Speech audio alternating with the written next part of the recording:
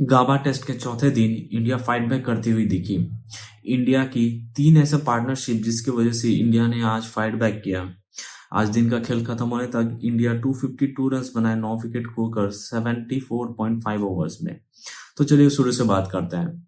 जैसा कि दिन का खेल शुरू होते ही केएल राहुल और रोहित शर्मा क्रीज पर आए और कमिंस ने दूसरे एंड से बॉलिंग शुरू किया और पहली बॉल में केएल राहुल का एज लगा और स्टीव स्मिथ ने वो कैच मिस कर दिया।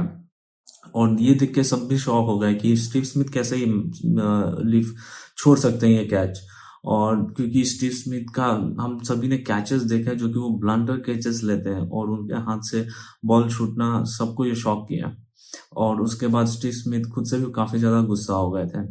पर उसके बाद इंडिया ने धीरे धीरे रन्स बनाना शुरू किया। केएल राहुल भी थोड़ा सही दिखे और रोहित शर्मा ने भी एक दो शॉट्स खेले। पर उसके बाद ही रोहित शर्मा आउट हो गए कमिंस के बॉल पे जो कि काफी बढ़िया बॉल था। और फिर रोहित शर्मा ने फिर से निराश किया हम सभी को। वो रन्स नहीं बना पाए उतना और वो 10 रन बनाकर जिसमें 2 बाउंड्रीज थी। और फिर उसके बाद रविंद्र जडेजा आए जहां केएल राहुल और रविंद्र जडेजा ने एक पार्टनरशिप किया 67 रन का जो कि बहुत ही क्रूशियल था उस समय इंडिया के लिए। जब रोहित शर्मा आउट हुए थे तो इंडिया उस समय 74 पर 5 विकेट खो चुकी थी और वहां पर एक पार्टनरशिप की बहुत ही ज्यादा जरूरत थी। केएल राहुल जिस तरह से खेल रहे थे ऐसा लग रहा था कि आज केएल राहुल तो 100 बना के रहेंगे। उन्होंने जैसा कि पर्थ में भी 77 पे आउट हो गए थे और उधर भी उन्होंने अपना 100 मिस किया और इस बार ऐसा लग रहा था कि वो 100 बनाएंगे। और जैसा कि लंच होने से पहले हम सभी को लग रहा था कि बस एक ही विकेट इंडिया लूज कर की थी उस समय और ऐसा लग रहा था वो विकेटलेस जाएंगे उस समय तक। पर लायन जैसे ही आए बॉलिंग करने जैसा कि गावा के विकेट पे बाउंस तो हमें देखने को मिलते हैं गुडलैंड में भी और स्पिनर्स को भी बाउंस मिलता है और इसीलिए जब लायन ने बॉल किया और केएल राहुल ने कट शॉट खेला जो कि काफी ज्यादा क्लोज था विकेट से जिसके वजह से ठीक से टाइमिंग नहीं कर पाए केएल राहुल और स्टीव स्मिथ ने एक ब्लंडर कैच पकड़ा। बहुत ही बढ़िया कैच था वो केएल राहुल का और जैसा कि उन्होंने कैच मिस भी किया था पर उन्होंने ये कैच पकड़ के उसका बदला ले लिया और वो भी काफी ज्यादा पम्प्ड अप हो गए थे। और इस तरह से पहले सेशन में इंडिया ने 116 रन बनाए थे क्योंकि बहुत ज्यादा रन थे उस समय और 2 विकेट खो गए थे और रन से पहले हमने केएल राहुल को लूज कर दिया था। और फिर उसके बाद नीतीश रेड्डी आए थे। नीतीश रेड्डी और जडेजा ने भी एक पार्टनरशिप किया 53 रन्स का जहां जडेजा ने ज्यादा रन्स बनाए थे। नीतीश रेड्डी अपने नेचर के अगेंस्ट खेल रहे थे, वो डिफेंसिव खेल रहे थे। उनको पता था कि इंडिया को अभी उनको ज्यादा जरूरत है खड़े रहना उस पिच पर rather देन रन्स बनाना। सो वो धीरे धीरे रन्स बना रहे थे और धीरे धीरे बॉल को डिफेंस भी कर रहे थे और लीव भी कर रहे थे। और जैसा कि उन्होंने 16 रन बनाए थे 61 बॉल पर और जिसमें एक बाउंड्री थी। जैसा कि जब कमिंस बॉलिंग करने आए तो नीतीश रेड्डी उतना कॉन्फिडेंट नहीं देख रहे उनके अगेंस्ट और जैसा कि विकेट खोने से पहले ही उनका बॉल एज लगा था और पीछे गया था और वो विकेट से बच गए थे। और जैसे उसके बाद एडम गिलक्रिस्ट ने भी कहा था कि इस ओवर में जरूर कुछ होने वाला है और वैसे ही वो अपना विकेट दे दिया कमिंस को जो बैट में लगा और विकेट में जाके वो बोल्ड हो गए। तो उन दोनों ने भी एक पार्टनरशिप किया था 53 रन का।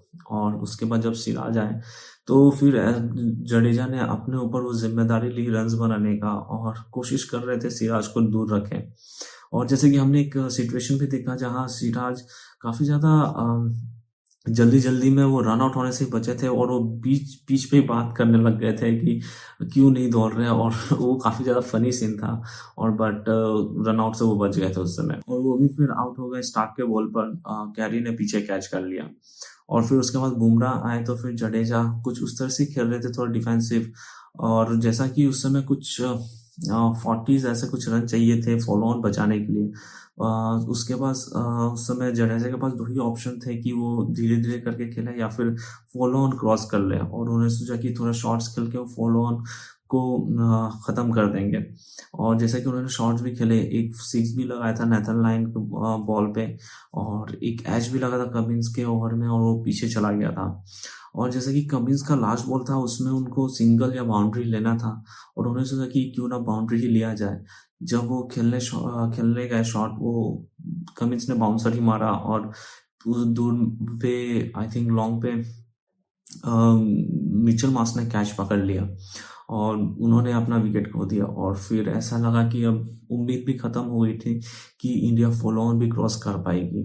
और वैसे ही आकाशदीप आया और उस समय आई थिंक 32 रन चाहिए थे फॉलो ऑन क्रॉस करने के लिए। हम सभी को उम्मीद बिल्कुल भी नहीं लग रहा था कि इंडिया फॉलो ऑन क्रॉस भी कर पाएगी, पर जैसा कि आकाशदीप और बुमराह ने धीरे धीरे करके खेलना चालू किया और बुमराह ने एक सिक्स लगाया, उससे एक मोमेंटम बना इंडिया के तरफ।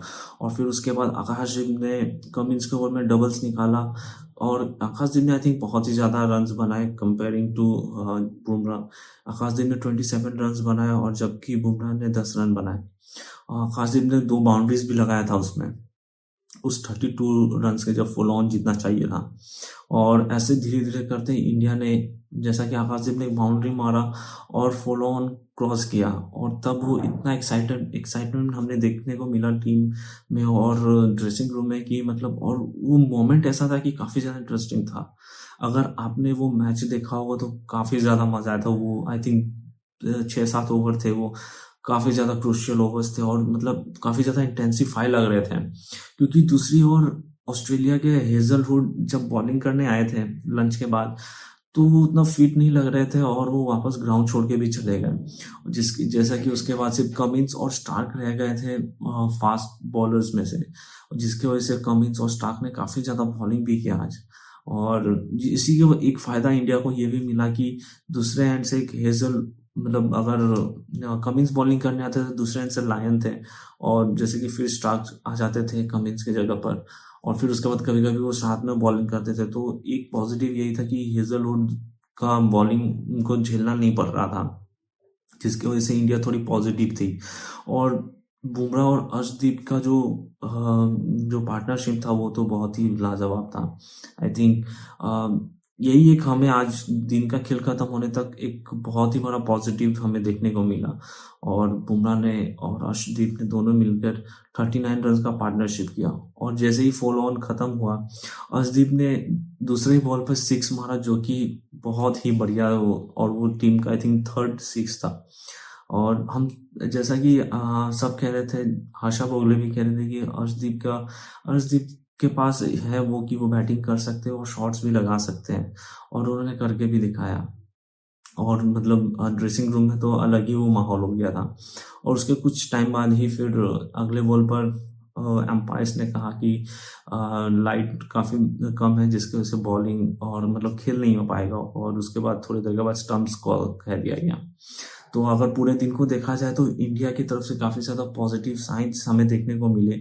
जैसा कि हमने पिंक बॉल से हमने देखा कि काफ़ी ज़्यादा बैटिंग और बॉलिंग दोनों ही कुछ खास थी नहीं, बट जैसा कि इंडिया की बैटिंग टॉप ऑर्डर ने कुछ खास किया नहीं, बट मिडिल ऑर्डर और लोअर ऑर्डर ने एक पॉजिटिव साइन दिया है।